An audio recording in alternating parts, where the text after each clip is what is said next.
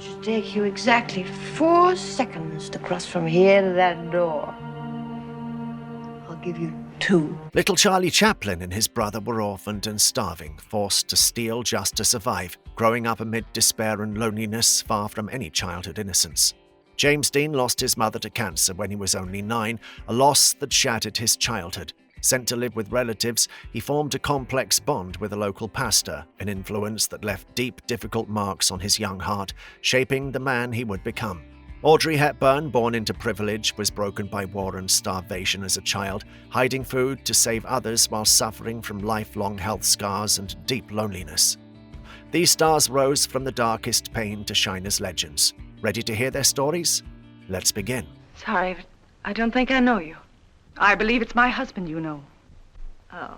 Charlie Chaplin, from orphan to Hollywood icon. Charlie Chaplin was born on April the 16th, 1889 in London, England. His early life was anything but easy. As a child, he became an orphan.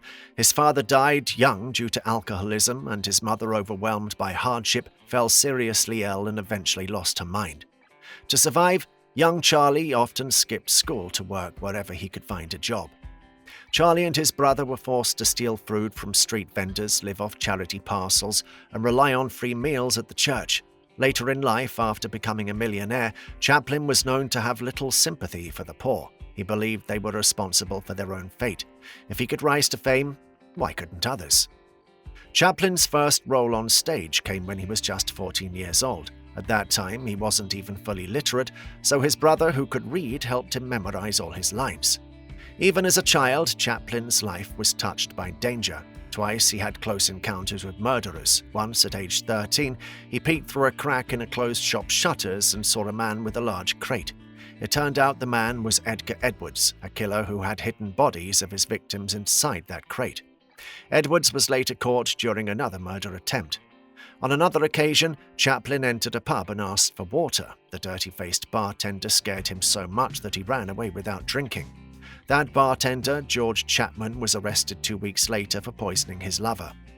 Chaplin later said these chilling childhood experiences inspired him many years after, particularly when he made the dark comedy Monsieur Verdoux about a cop man who kills women to steal their money. Marilyn Monroe, Shadows Behind the Spotlight. Marilyn Monroe was born Norma Jean Mortensen on June 1, 1926 in Los Angeles, California. She grew up without a father, spending the early years of her life in foster care and moving from one family to another. Although she often spent time with her mother during those years, at age 7 she finally left foster care to live with her. But life with her mother was far from easy. Marilyn's mother struggled with mental illness, symptoms that had been visible for years before she was eventually diagnosed with paranoid schizophrenia. This illness strained their relationship deeply and made the home environment unstable and difficult. As a result, Marilyn spent much of her childhood bouncing between foster homes and even an orphanage. She didn't find a real sense of stability or belonging until her teenage years. Reflecting later on those hardships, Marilyn once said, "I was never used to being happy, so that wasn't something I ever took for granted. You see, I was brought up differently from the average American child because the average child is brought up expecting to be happy." Audrey Hepburn, Childhood of Hunger and War. Audrey Hepburn was born into an aristocratic family on May 4, 1929. Her father was a banker and her mother came from Dutch nobility. But behind this privileged background, Audrey's early life was far from easy. Audrey felt unloved and tried to soothe her loneliness by secretly eating chocolate. Her mother forbade her from eating sweets, saying that because she was overweight, her husband didn't love her, and if Audrey gained weight, she too would be unloved. These beliefs left deep marks on Audrey's life and personality. Although she stayed slender throughout her life, it didn't necessarily bring her happiness. After her parents divorced, Audrey moved with her mother to England and then to the Netherlands. When the war broke out, she was just 11 years old, an event that shaped the lives of her entire generation, including Audrey's. Food was scarce, and her family often survived on just a few potatoes and some salad leaves each day. To cope with the constant hunger, Audrey convinced herself she hated food. She would go on walks in the forest, but in reality, she was secretly bringing food to downed Allied pilots hiding nearby. One of these secret trips almost ended in disaster.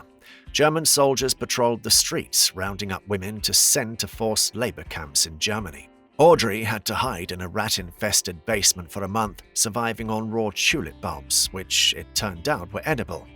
She only left when American troops liberated the town, but the ordeal took a heavy toll. Audrey fell seriously ill, suffering from jaundice and later developed asthma. Her metabolism was permanently affected, and she struggled with health issues throughout her life. After the war, life was far from easy. Her father was imprisoned and her mother was financially ruined, working as a housekeeper and cook to make ends meet. Audrey had to work hard to support herself, and so began the long and challenging journey that would eventually lead her from those harsh beginnings to become one of the most beloved and elegant stars in Hollywood history. Sophia Loren, from poverty to Hollywood icon.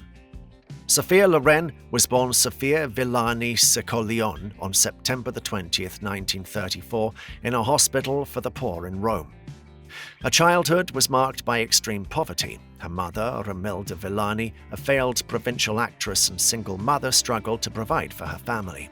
Sophia's father, an actor in a traveling troupe, never married Romilda and abandoned them. After living briefly in Rome, Romilda returned with Sophia to their hometown Pozzuoli, where they lived in a tiny, run-down shack by the sea. Growing up in cramped and harsh conditions, Sophia earned the nickname Stecchetto, Little Stick, because of her tall and slender frame. Hunger was a constant companion, with her mother often begging for scraps like potatoes or rice. Sophia never knew her father, who refused to acknowledge her and faced the challenges of a mother who was proud yet struggled alone. Despite this difficult start, Sophia's determination and talent helped to rise far beyond those humble beginnings. From the poverty-stricken shores of Pozzuoli, she became one of the most glamorous and celebrated actresses in Hollywood history, a true story of resilience and triumph. Ingrid Bergman, childhood of loss. Ingrid Bergman was born on August 29, 1915 in Stockholm to a Swedish father, Justus Samuel Bergman, and a German mother, Frida Adler. Though raised in Sweden, Ingrid spent summers in Germany and spoke fluent German, bridging two worlds from a young age. Her childhood was marked by profound loss and solitude. She was the only surviving child after two older siblings passed away in infancy. At just 2.5 years old, Ingrid's mother died, a heartache so deep it left an ache in her soul she wouldn't fully understand until much later.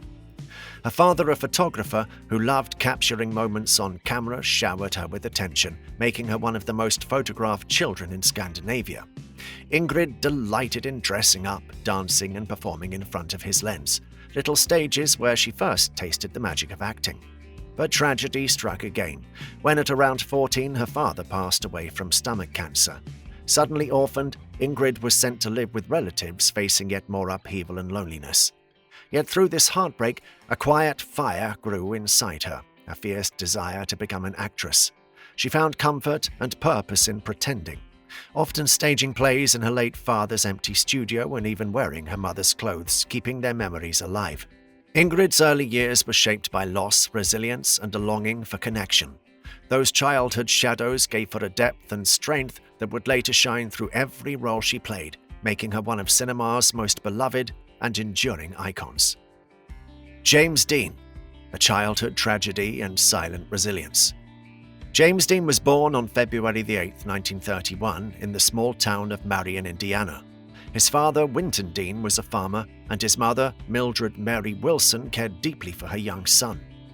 When James was just 6 years old, his father made a big change, leaving farming behind to become a dentist. This move took the family to sunny Santa Monica, California, and in Los Angeles.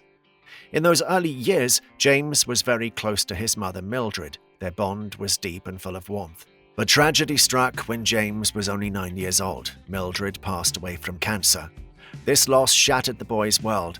With his mother gone and his father unable to care for him, James was sent back to Indiana to live with his aunt Hortensia and her husband Marcus Winslow on a quiet farm in the town of Fairmont.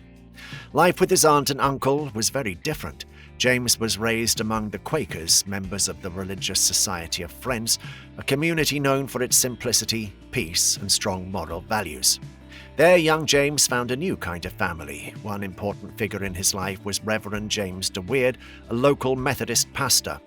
The Reverend became a mentor to James, encouraging him to explore his interests from bullfighting to racing cars, and most notably acting.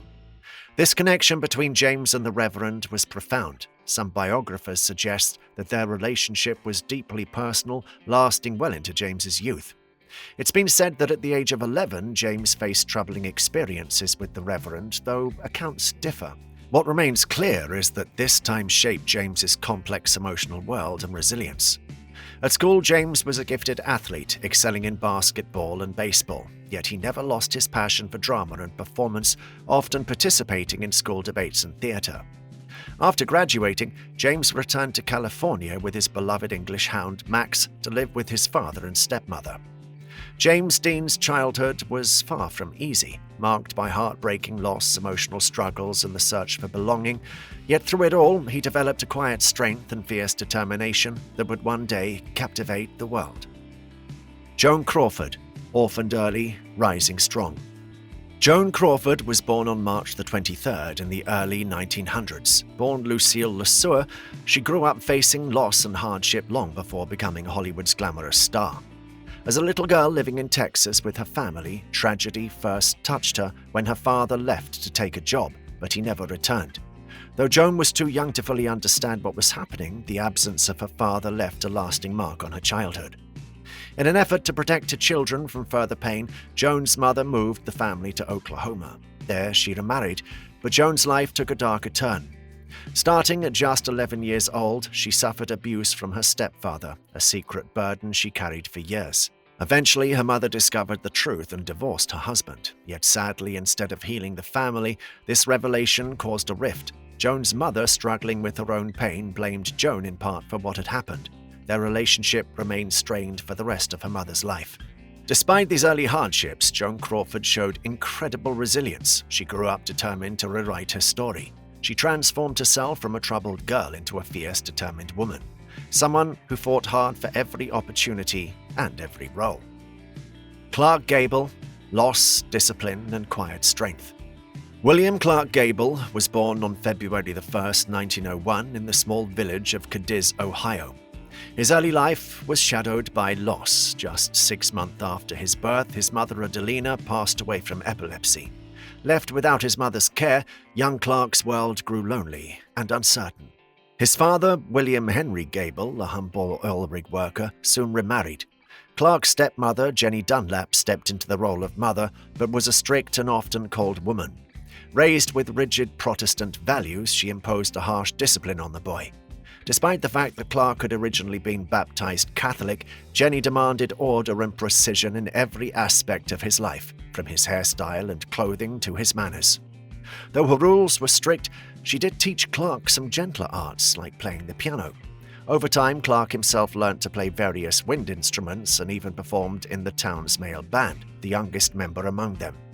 Yet despite these cultural lessons, life at home was far from warm. The relationship between Clark and his stepmother was tense and distant, often strained by her unforgiving nature. Clark's father, meanwhile, tried to raise him with what he believed were manly skills, teaching him how to fix cars in the garage, take part in hunting trips, and do hard physical labor. The young boy, tall and shy with a resonant voice, did enjoy some of these activities, but his heart was elsewhere. Clark was a dreamer, preferring to spend quiet hours with a book in hand or reciting Shakespeare's sonnets to his close friends. This blend of loss, strict upbringing, and a yearning for a gentler world shaped the man who would become one of Hollywood's greatest icons. Behind the confident, rugged exterior was a boy who had faced grief and complex family tensions from the very beginning. There you have it. Old Hollywood stars who overcame great hardship to leave a lasting legacy. If you enjoyed their stories, please like, subscribe, and hit the bell for more.